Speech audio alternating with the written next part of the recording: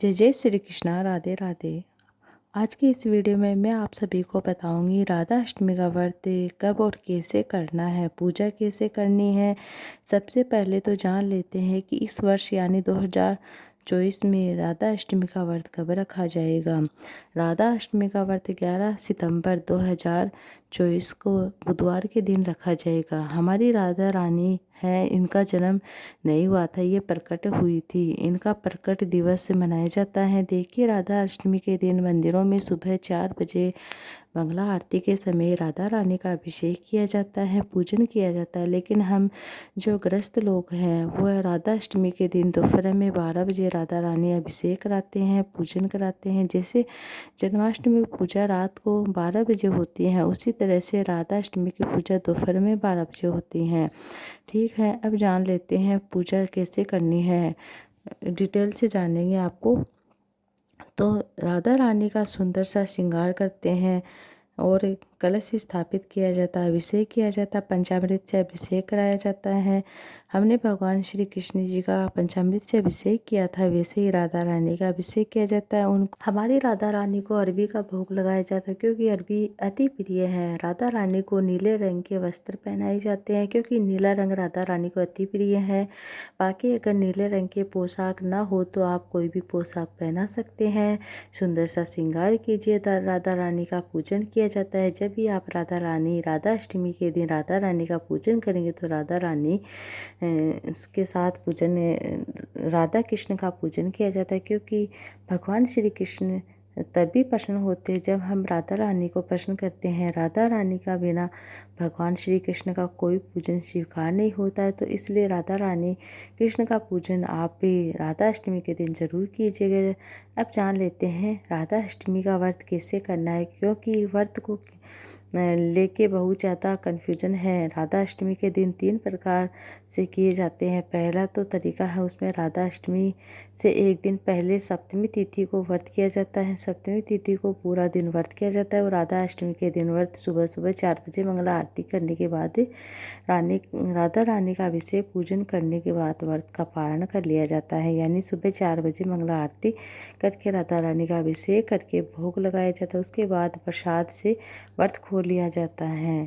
कुछ लोग जो लोग इस तरीके से व्रत करते हैं, जो लोग एक दिन पहले व्रत करते हैं, वह 11 तारीख की राधा अष्टमी है तो 10 सितंबर को ही व्रत करेंगे। 10 सितंबर को पूरा दिन व्रत करेंगे। 11 सितंबर को राधा अष्टमी के दिन सुबह 4 बजे राधा रानी को भोग लगाकर राधा रानी का अभिषेक करने के बाद अपने व्रत का पारण कर सकते हैं, खोल सकते हैं। पहला तरीका यह है। व्रत का दूसरा तरीका यह है कि कुछ लोग राधा अष्टमी के दिन पूरा दिन व्रत रखते हैं, दोपहर में राधा रानी का अभिषेक करते, 12 बजे उन्हें भोग लगाते, आरती करते और शाम को चंद्रमा को अर्घ्य देकर फिर अपने व्रत का पारण कर लेते हैं, यानी फिर जो व्रत खोल लेते हैं। कुछ लोग राधा अष्टमी के दिन पूरा दिन व्रत रखते हैं और शाम को चंद्रोदय के बाद फिर वो व्रत खोल लेते। इसके बाद जो तीसरा तरीका होता है वह है, कुछ लोग राधा अष्टमी के दिन व्रत करते हैं, सुबह व्रत का संकल्प लेते हैं, उसके बाद व्रत करेंगे, दोपहर में 12 बजे राधा रानी का पंचामृत से अभिषेक कराएंगे, उन्हें भोग लगाएंगे, आरती करेंगे, मतलब राधा रानी का पूजन करके उसके बाद उस प्रसाद से अपना व्रत खोलते हैं, यानी 12 बजे तक उनका व्रत रहता है। ये 3 तरीके से व्रत होता है। राधा अष्टमी का व्रत करने से पहले सप्तमी के दिन व्रत किया जाता है, दूसरे में अष्टमी के दिन किया जाता है और तीसरे में जो तरीका है उसमें दोपहर तक ही व्रत किया जाता है, 12 बजे तक व्रत किया जाता है। 12 बजे बाद अपने व्रत का पारण कर लेते हैं। राधा अष्टमी का व्रत करने से तीनों तरीके बिल्कुल ठीक है। आप अपनी सुविधा के अनुसार आपको जो सही लगे उस तरीके से आप व्रत कर सकते हैं, लेकिन राधा अष्टमी का व्रत आप जरूर करना चाहिए। राधा अष्टमी का व्रत करने से जन्माष्टमी का व्रत पूर्ण हो जाता है, तो इस तरह से राधा अष्टमी का व्रत किया जाता है। लेकिन राधा अष्टमी के दिन जैसे कि मैंने आपको पहले बताया है कि भोग में आपको अरबी की सब्ज़ी आप ज़रूर बनाइए, क्योंकि हमारे राधा रानी को अरबी की सब्ज़ी अति प्रिय है, बहुत ही पसंद है। राधा अष्टमी के दिन राधा रानी को नीले रंग के वस्त्र पहनाए, उनका श्रृंगार करे, पूजन करे। पूजन का वीडियो भी मैं आपको चैनल पर दे दूँगी, तो उसे भी आप ज़रूर से देखिएगा। आपको अगर आपके पास राधा रानी नहीं है, अगर आपके पास राधा रानी की सेवा नहीं है, तो आप लड्डू गोपाल जी की सेवा करते हैं, तो आप लड्डू गोपाल जी को भी राधा रानी का स्वरूप दे के राधा रानी की तरह तैयार करके राधा रानी के दिन का पूजन कर सकते हैं। मैं अपने लड्डू गोपाल जी को ही राधा रानी का स्वरूप दे राधा अष्टमी का पूजन करती हूँ। राधा रानी का स्वरूप कैसे देते हैं, उनका कैसे श्रृंगार करें, इसका डिटेल भी आपको मैं देने वाली हूँ। एक बार ज़रूर से देखिएगा, बहुत सुंदर लगता है। हमारे लड्डू गोपाल जी राधा रानी के स्वरूप में कृष्ण राधा को अलग नहीं कर सकते, ये दोनों एक ही हैं।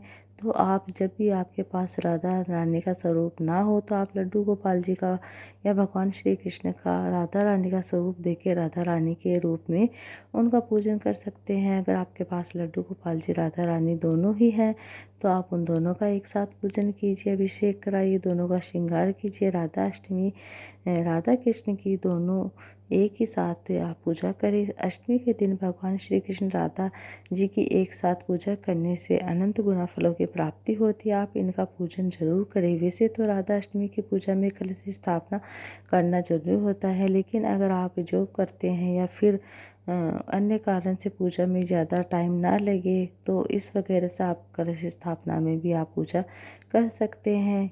और सारे डिटेल वीडियो से आपको चैनल में मिल जाएंगे। संपूर्ण विधि, सरल विधि, पूजा विधि आपको मिल जाएगी। राधा अष्टमी का व्रत कैसे किया जाता है और इस विषय में मैं आपको डिटेल से बता दूंगी। फिर कोई मतलब आप कमेंट बॉक्स में आपके समझ में कुछ भी नहीं आता, आप पूछ सकते हैं।